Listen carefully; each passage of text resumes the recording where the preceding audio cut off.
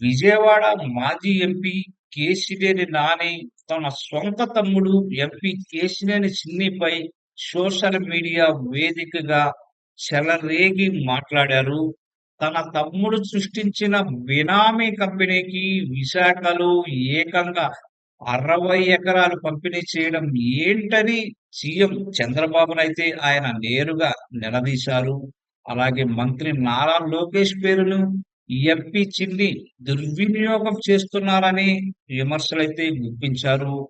మరోవైపు టీసీఎస్ కు భూమి కేటాయించడాన్ని కూడా ఆయన ప్రశంసించారు. ఈ ప్రశంసల్లోనే తన తమ్ముడిపై చెలరేగి మాట్లాడారు కేశినేని నాని. కేశినేని నాని వైసీపీ తరపున విజయవాడ లోక్సభ స్థానం నుంచి తన తమ్ముడిపై పోటీ చేసి ఓడిపోయారు. కూటమి ప్రభుత్వం వచ్చిన తర్వాత రాజకీయాల నుంచి తప్పుకుంటున్నట్టుగా కూడా ఆయన ప్రకటించారు.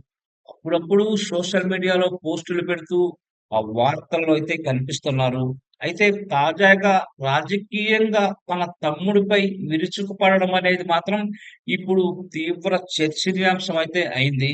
విశాఖపట్నంలో టీసీఎస్ కి భూమి కేటాయించడం చంద్రబాబు దార్శనికతగా కేశినేని నాని కొనియాడారు.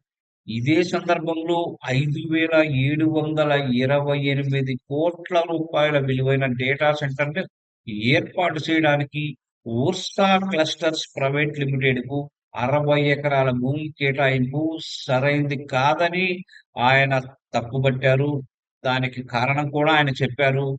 ఈ సంస్థ విజయవాడ ఎంపీ కేశినేని చిన్ని రూపొందించిన బినామీ మోసపూరిత సంస్థగా ఆయన అభివర్ణించారు. ఈ సంస్థకు ఎలాంటి అనుభవం, అలాగే ప్రధానంగా విశ్వసనీయత లేదని విమర్శించారు.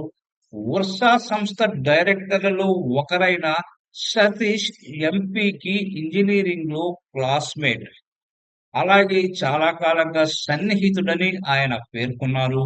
అలాగే గతంలో అపఖ్యాతి పాలైన సంస్థలో వ్యాపార భాగస్వామి అని కూడా ఆయన వెల్లడించారు. అమాయక కొనుగోలుదారుల్ని మోసం చేసి సంస్థని మూసివేశారని కూడా ఆయన గుర్తు చేశారు. ఆ సంస్థకి భూ కేటాయింపు వెనుక ఎంపీ తన పలుకుబడిని ఉపయోగించారని కూడా కేశినేని నాని తెలిపారు.